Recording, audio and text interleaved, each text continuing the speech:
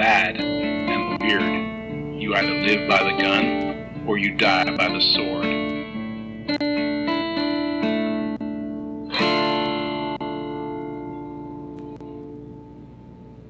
Welcome to the Good, the Bad, and the Weird MicroViews. I'm Nicho. And I'm Chris. And today we are continuing our Psycho episode or MicroViews with something that's a little bit more, maybe not more American, but very American of its time, I guess. Yeah, I mean, it's something, that's for sure.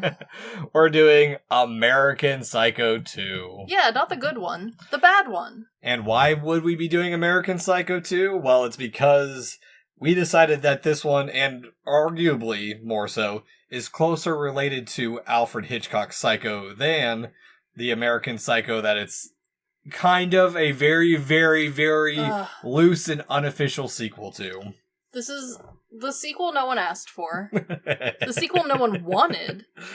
But I do agree. I think in vibes, in spirit, in the original writings, it was closer to the original Psycho than American Psycho. But it never was meant to be American Psycho 2. No, not at all.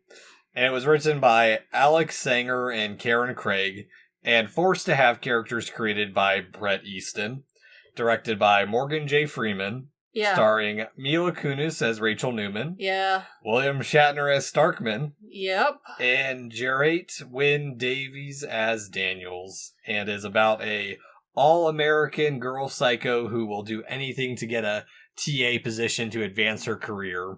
Now, some of you will hear, it's got Mila Kunis in it, so it can't be that bad. I would argue you're wrong. Say, some would say it's got Shatner in it. It has to be worse than you think it is. And they'd still be wrong. So here's the thing. This movie came out in 2002. Yeah. It was right off of Mila Kunis being done with that 70s show. Like, she was a household name. People knew her, but she wasn't yet, I would argue, the most in charge of her acting schedule. It was an era when all of them were trying to transition into bigger acting positions than a TV show. Absolutely.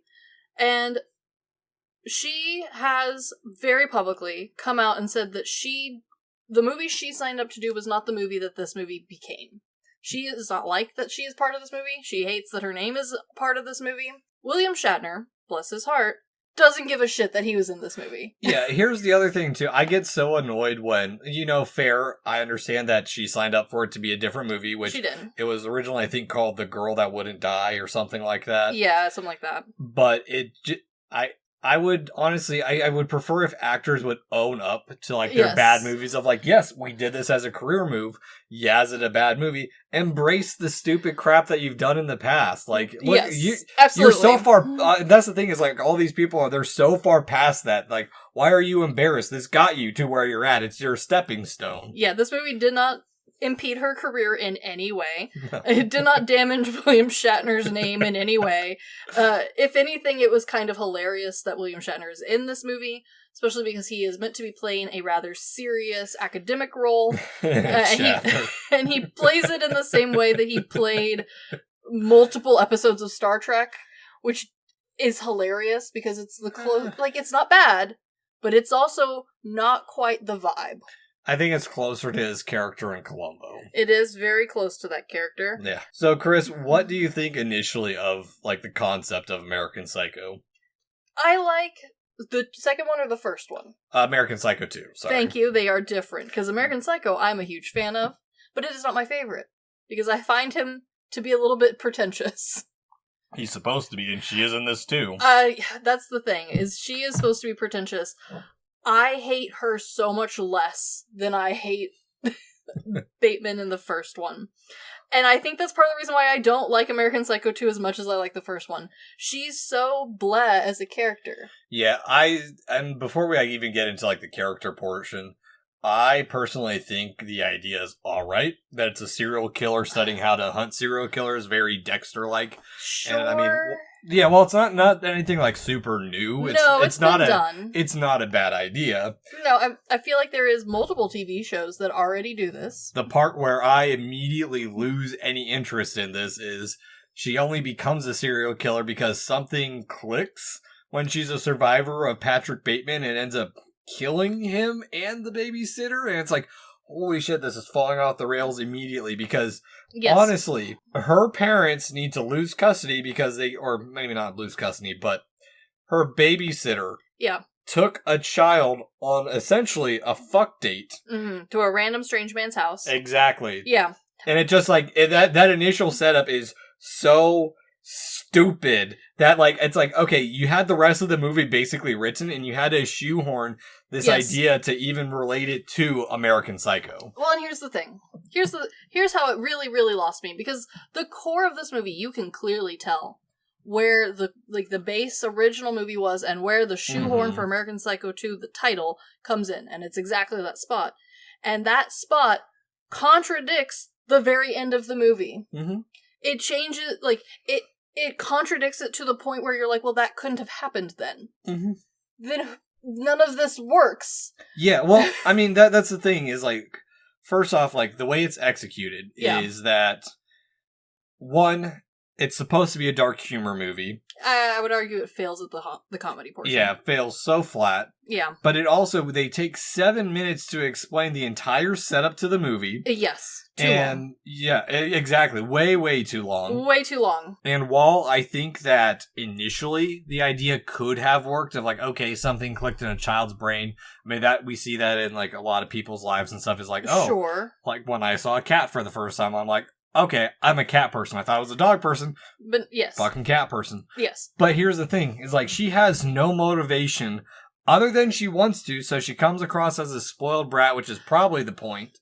But it doesn't work. Yeah, it doesn't work. Because, her only real opposition is that usually freshmen can't get a TA position, and that's, her first stumbling block. And then, on top of that, they do a horrible job of trying to, have this slight fake out of, oh, maybe she didn't do it, maybe it's someone else, and it's being blamed on her. But it's, it's so blatantly her doing it. And, they're the way they try and set her up as this new, super calculated to the very end serial killer, while just okay, is just so loudly stated that it's just I don't care. You're supposed to have all this shit planned out, and it's just so stupid. And that's kind of the annoying part as well, that this movie doesn't play up enough. Is there's multiple examples, the first American Psycho being one of them, trying to show off what is supposed to be oh, I'm smarter than everyone around me serial killer, right? Mm-hmm. Where they thought things through, they have a whole staging situation. They say that she's this incredibly smart person, and that, oh, that's why she's getting away with all these murders back to back. But they do not prove it at any point. She does not kill in any, clever or, over-the-top planned ways.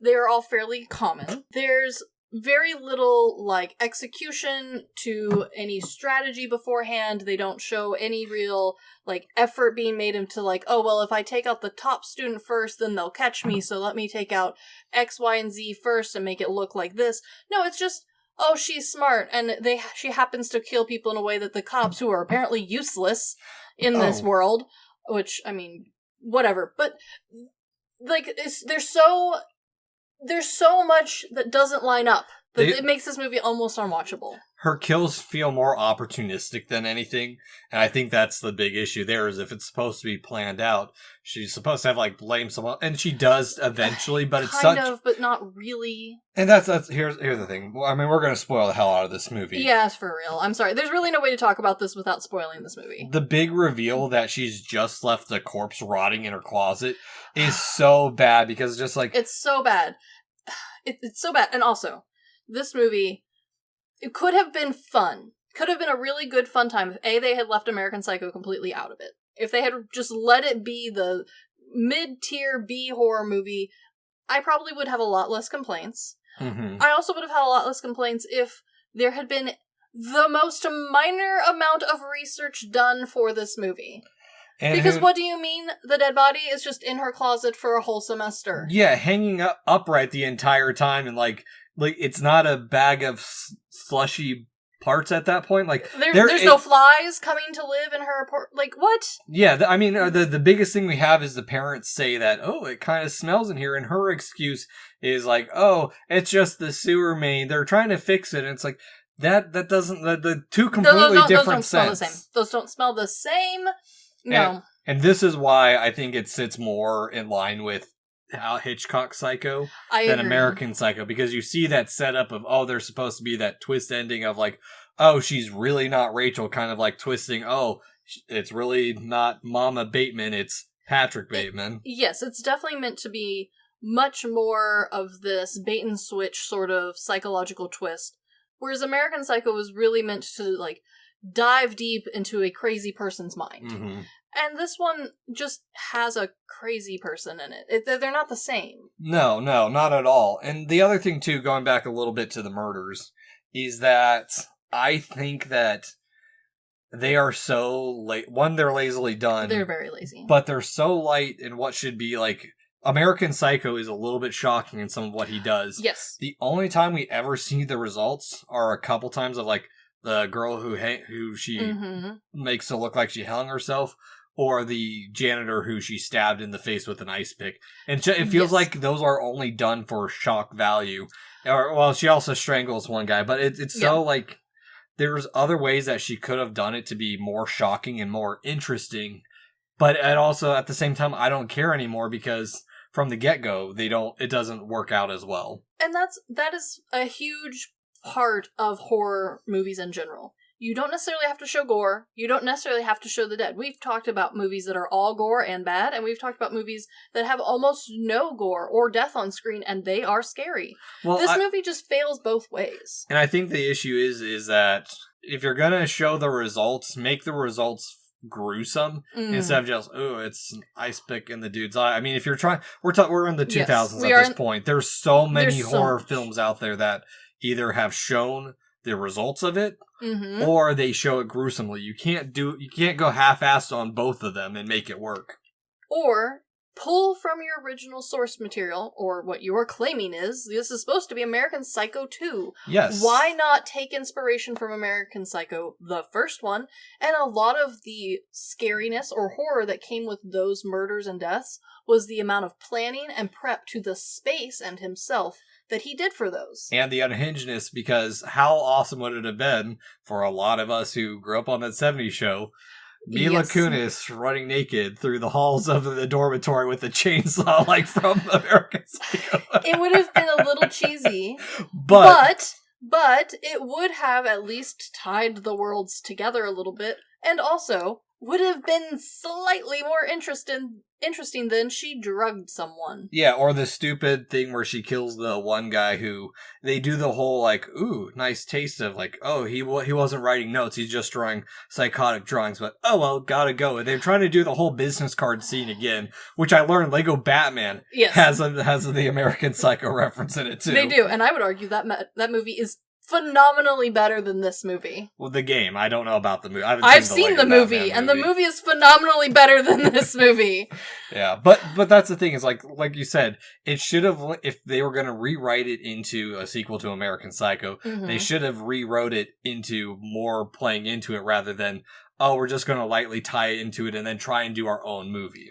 Or this needed to truly be a B movie. And it's not. They've pulled big names that were meant to draw people in. The writing is taken too seriously, but not good enough to be a good movie, but it's not silly or wild enough to really move into that B territory. They spent way too much time and effort doing bad lighting and bad editing for this to really be a B movie in the same way of just like, oh, they just kind of brought it together real quick. Like there's no fun, there's no joy in this movie. And I think the biggest thing while the kills could have been whatever, that's fine. I mean, there's been other movies that we love because the kills are okay, but the rest of the movie's interesting. Absolutely. When it comes down to the characters, they're just so unlikable and overall boring because this whole perfect student gets to the point where it's annoying and like she's just a bit of a boring stalker. And even her whole doing it for the greater cause is shit because her delusions are, one, unbelievable from the get-go. Yes. And it's the issue is that she starts out too self-aware of what she's trying to do. Completely. Whereas when you compare it to, like, I know we're going back to American Psycho, it's the self-doubt in the face of confidence that makes Bateman interesting. Absolutely. And on the opposite side, when we compare it to Alfred Hitchcock's Psycho, Bateman in that one starts off as this confident character, and then it's that slipping of the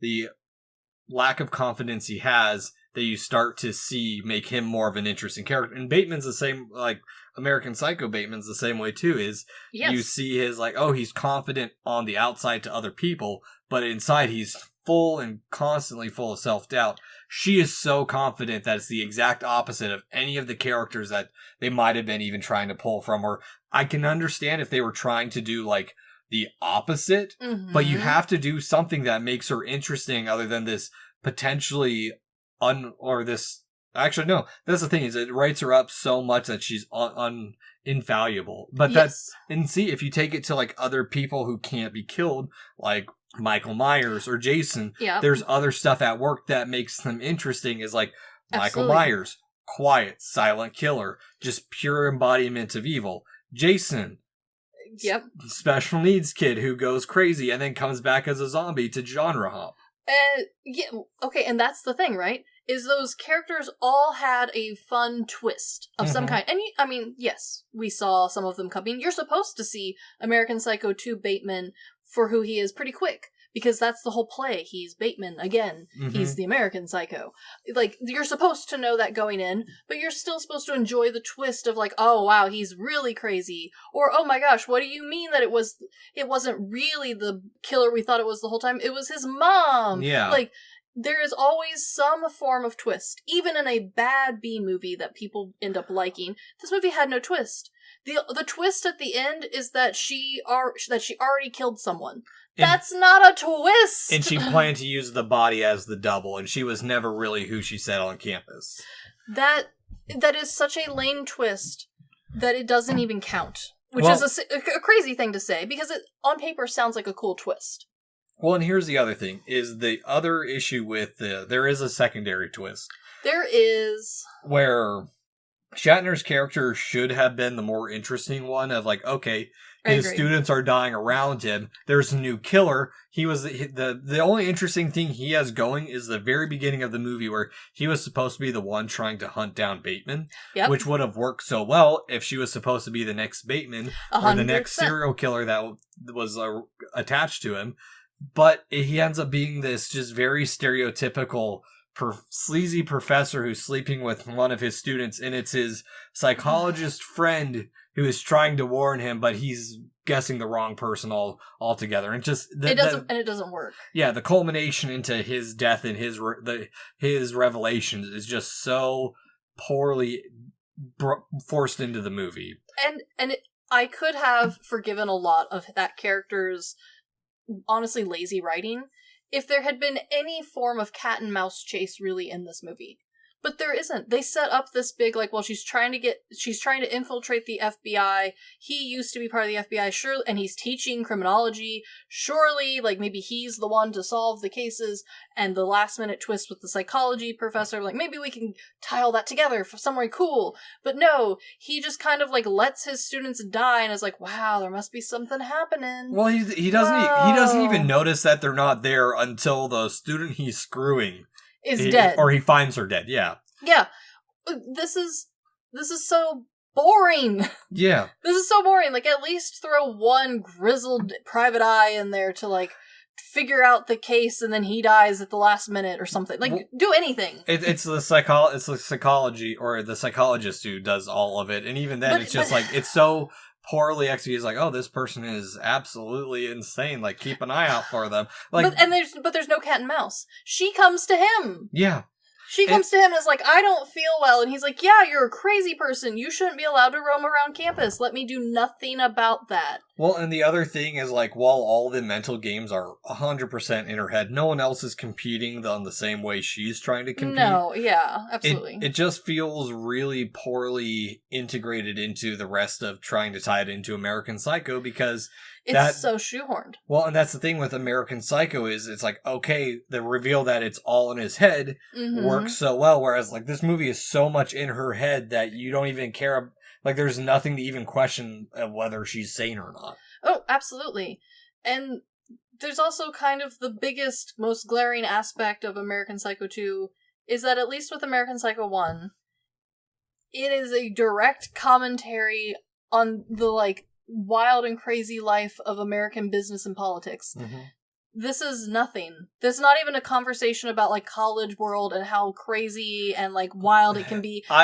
It's supposed to have, like, that level of cutthroatness of, like, how some scholarships are and whatnot, but it's done so lazily that you do not get the correct, like, messaging. There's no real effort being put in by any of these other students. She just, like, picks people at random, it seems. She lines out, okay, here's, like, the 4 others who are or 3 others who are, like, the potential candidates. And then there's just kind of nothing to go with that. There's no commentary on, like, the toxic environment of certain programs in college. There's no commentary on, you know, the sleaziness between a professor dating one of his students.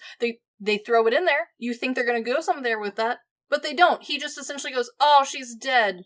Bummer." Or compared to Psycho, there is no reveal of, like, oh, it's some other mental disorder. We're told everything before the big reveal at the end. And the reveal at the end of, well, she's not really Rachel, she's just taken over Rachel's spot in the world, means nothing to us. Because we didn't care who Rachel was. Yeah, exactly. And then also when she takes over the TA who's already got into the FBI, he's like, we don't care, because we saw her in, like, one scene. Yeah, and it's part of where the failing of original Psycho's, like, influence on this movie is, you can see where maybe they were trying to go with the whole twist of, well, it's technically he's just himself, he's just Bateman, but Mother is, like, a character in his head and is very much a real person. Then she doesn't have that. No. That's not the twist. That's not even, like, kind of even close. She just is stealing identities. Exactly. Like, that's boring. I'm sorry. Yeah. The other thing, my biggest issue with rewatching this movie, yes, is the music. It's bad. It is such an annoying and out of place part of this movie, because, like, you know, it's me, yes. Normally I'm musically stupid, so if I'm noticing the music is like this stupid college romantic style, like, all American girl bullshit, it doesn't work with the rest of what the movie's doing, because I understand what they're trying to do is, like, do this contrast of, like, okay, she's supposed to be this all-American girl, we're gonna have the music that goes with that. She doesn't start off as that all-American girl. It's like there's no establishing of that whole idea, that whole identity that she's supposed to be having. Correct. And I do think a lot of this comes down to when looking into the timeline of this movie, because I was interested, because Mila talks about it, and then also the original writer of the, like, American Psycho scripts, Bennett Ellis, he watched this movie when it came out. He hated it so much, he disowned it. Which is hilarious because this has nothing to do with him. Yeah. But he just had to really make sure people knew. So I was looking into the timeline. How, you know, kind of when did the mess up happen? How early in this? As far as I can piece together, listening to some interviews from people and also reading some timelines on, like, when scripts were available and when they managed to get licensings for certain things. As far as I can tell, this movie was pretty much done. Music finished, acting done, like, editing was happening when Lionsgate came over and said, hey, so we just realized that we do actually own American Psycho, the first one, and it's doing really good on DVD. We need to do more, quickly, so that people will buy more American Psycho. Yeah, it's kind of like Hellraiser, I think, 7, Hellverse, where it's not even a Hellraiser movie. Yeah. It just has the iconography, and so it just pigeonholing. And yes. You know, I do understand that a little bit from, like, a studio standpoint of the lack of confidence in what's going to be a B movie on or what some people would call a B movie. No, absolutely. A lesser slasher movie. But honestly, there are parts where, like, we talk about, okay, it's tied to Psycho or American Psycho, but we also can see where most of this movie stood. And honestly, I don't think it would have been. It might have been slightly better, but I don't think it was going to be a good movie to begin with. I don't think it was going to ever be a good movie. However, I do see what some hardcore fans see in this movie.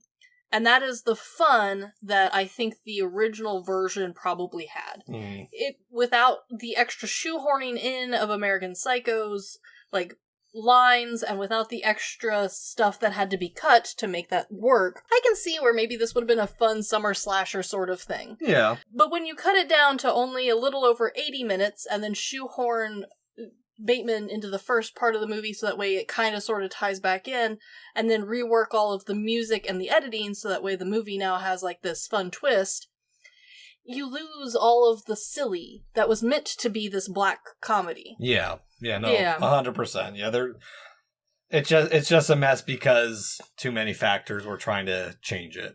Yeah, someone saw dollar signs and couldn't let it go. Yeah. So then, Chris, rent, buy, stream, or decline that we ever watched American Psycho 2, All-American Girl, despite having an audio recording of us watching it. I know I just bitched about this movie for like 30 minutes, but it's not that bad. Like, it's bad. Don't get me wrong. I will never buy it. But if it was like free in a hotel room and like I didn't have a whole lot of options, I'd watch it again. But I'm not buying it. I'm not putting any pennies towards this movie ever again. Yeah, I am the trash man. Yeah. I'm gonna say decline because it's fair. This movie is an insufferable shithole that I No, it's bad. I totally understand. Yeah, and this is, I think, actually like my third time watching it too. So I mean, that's maybe too many, but exactly. So yeah, no, it's not good. It does deserve a little bit of the hate, but I also kind of want to bring it back up because I think people should own up to their shitty movies. No, I agree. Like, no one got hurt making this. No one's career was ruined from this. You're fine. It's just not good. Exactly. And that's okay. Yeah, so American Psycho 2. While that shit show's over and out of the way, it is time for us to move overseas to some more murders that some may say are more memorable and worth remembering. I suppose. Yeah. But anywho, this has been the Good, the Bad, and the Weird podcast, MicroViews. Thanks for listening. Peace.